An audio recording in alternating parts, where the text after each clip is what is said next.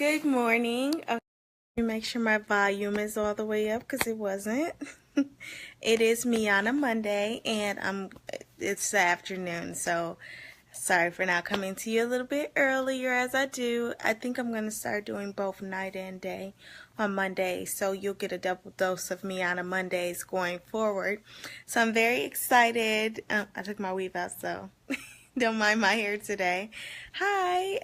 So it's Miana Monday, and I wanted to come to you and talk to you about like my selfishness. So I always come to you and try to, give you some encouraging words about things that are happening throughout life and how to deal with the relationship that you have with yourself, not with other people. Because if you can't get the one together that you have with yourself, then you're not going to be able to have a good one with others. I continuously learn this every year and have to do things over every year because I didn't pass the test maybe before that God gave me to do for my life or what I needed to do, etc. So I did want to talk to you about that, and the reason why my caption is me, all about me, and just Miana Monday. It is Miana Monday, but make sure you follow the page if you haven't. Miana Mondays, that's Mejuana Mondays, and of course these will be reposted, some encouraging words or whatnot that I see on there. But anywho, so let's get right into it. I wanted to talk to you about selfishness and just always thinking about yourself first. It's really good to make sure you take care of yourself first. Now, I'm not going against that right there because I fully 100% believe that you have to take care of yourself. I used to be a flight attendant, so we have to let you know you have to put your mask on first before you give it to give it to someone else, because you can't help the next person if you don't help yourself. So that's the encouraging things that I feel like every day you have to make sure that you're in the right path, that you're doing the right things for yourself, and that you are making sure that you're doing what you should be doing for yourself. So of course I definitely believe in that selfish part of life. However, I will further go on to say about how you can be selfish and you don't even realize you're being selfish towards God. Because one of the things I will say is, like, I'm not married, so I date whenever I feel like it or whatnot. It's like on and off thing or whatever. But one thing I will say is that I would ask God, because I want a husband. I want to be married one day. That's my goal. I don't date to just date or whatever. I can buy my own meal. It's not that type of party or whatnot. But so I meet all these different people in different situations, being a single woman and stuff.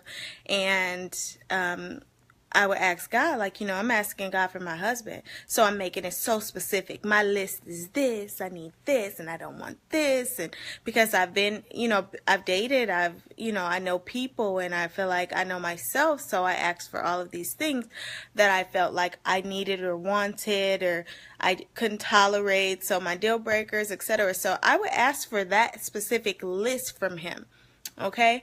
And he has a really good sense of humor, God does, okay? Because he would give you one thing and then not all the other things that you felt like you asked for, just to show you that that thing might not have been as important as you thought it was, and you might need to think for bigger things for yourself. You're really thinking on a petty level for the things you really need for yourself. You don't even realize sometimes you're petty with yourself. Like, you're like, okay, I want this, but you're not asking for big enough dreams or big enough things that basically you deserve and could be better for your life, because you're saying, oh, I'm not going to ask for that much. Let me just ask for this. No, ask for the big things in your life that you feel like you might not even feel like you deserve. I actually feel like I was asking him for those things because that's what I thought would make me happy and what I thought would. So I realized I'm still single. At some point in time, it was a little bit ago, I still realized, like, okay, I was still single, and I got these guys, I dated these guys, and they would have so many things that I liked, but then there was so many things I didn't like, and I'm like, God, I asked, for this. Why doesn't this guy have this? What? Then one day I was like, you know what? I don't need all of those things I asked for. I just need you, God. I need you to be in that man for me. I need him to love you. Those are the only things I require, and I will work with whatever you give me because I know that he's not going to give me something horrible. So I turn this around in life and say, you ask for these little things, these things that you think are great for you, these things that you think will change your life, but they're really small. They're really petty for really the big plans that he has for you. So ask of him to be in your life. Ask for his love and his kindness and his presence and everything else that you didn't even realize that you needed or wanted and that you actually deserved, and even bigger than your dreams will come forth to you. So don't just ask for little petty things, because those little petty things, he'll give them to you. He will give them to you piece by piece, so he can show you piece by piece that you deserve better than what you're asking and better than what you feel like you want or need. Like, that's not that those things you think, you know how kids come in the house, just a small example, I have a 7-year-old, so I'll always talk about him. He comes in the house and he's outside playing and he's thirsty. He comes in the house for a soda, and it's like, that's not going to quench your thirst. You guys, and I make him get water, of course, because water will make sure that you're hydrated, etc. It'll give you the nutrients that you need. It'll give him back some energy. But if you get soda, really, in reality, those are the petty things you're asking for. So you're asking for soda when you really need water. That's what you're doing with God. You ask God for water to actually quench the thirst, to give you the things that your body needs or your life needs or the things you actually desire in your heart. Ask for water and stop asking for soda, just something to wet your mouth or for it to taste good temporarily. Because if you think about it, when you drink a soda, it's like, oh, that was good for that moment. But really, you still have to drink a water to quench your thirst. You really do. So you ask for that, which is what you need and what you want, in order for you to not still feel thirsty and feel like you still need something, you still desire something, because he's going to give you those little things. He'll give you he'll give you half a glass of soda. So here you go. This is what you asked for. Then you'll be like, but God, why am I not fulfilled? Why am I not getting the things that I feel like I deserve? Because you were being petty. It was all about you. You were doing things just for you. That's not how you live life. If that's all you live for in life is for what you can gain, then you're not living. You have to look and see, hey, there are things bigger than me out there, things I'm supposed to be doing. Because the more you do for others, the more you do for him, the more you will be fulfilled. Have you ever wondered why you got everything you asked for? And like those celebrities, they get everything they feel like they need. And you look at them and they have all this money and all this fame and all this glory. And you feel like, oh, they're so great and they're just living the life. And then you realize they were depressed and they were unhappy.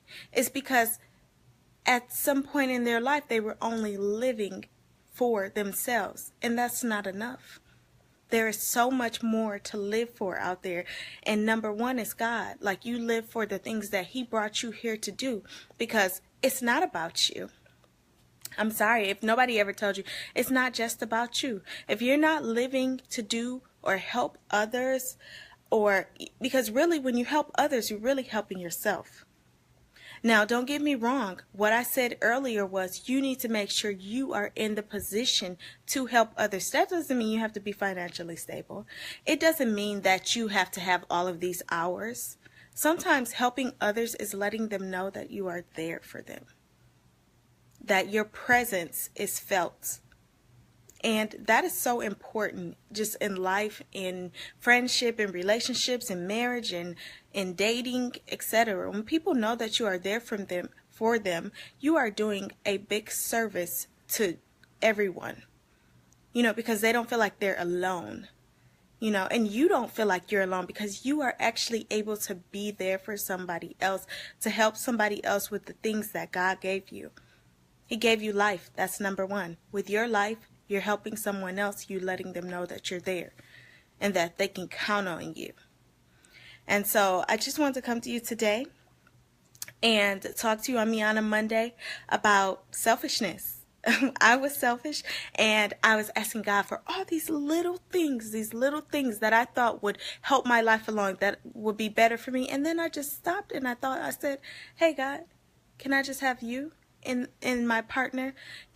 he be filled with you? Can he love you? Because after he loves you and after, he has you, I don't have to do anything else. Like, everything else is covered. Like, you're going to make sure that this man is going to be the person for me.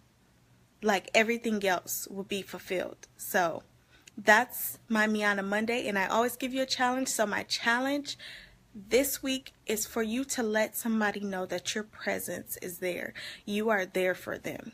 Because you get a reward. You're there for someone. You can help someone else out. And then you also know that you're not alone because you are helping another person. So they need your presence in order to be there. And that's my challenge for this week. So I just wanted to come to you guys shortly on Miana Mondays.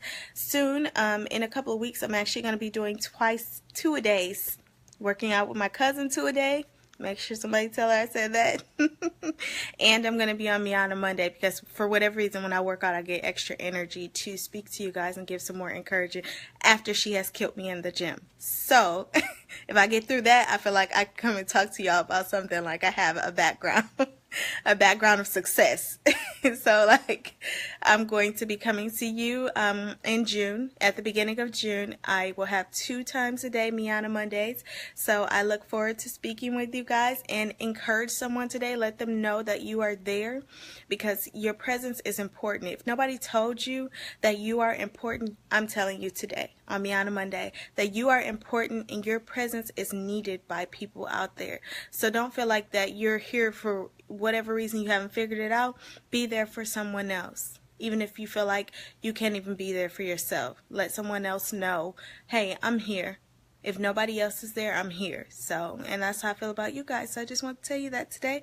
And I hope you guys have a great week. And I hope you have a lot of success and everything profits and things go in your favor. So, and if they don't, just know that's the shortest distance God could take you to get you where you need it to be. So you can get past that. But you guys have a great week, and I look forward to speaking with you next Monday.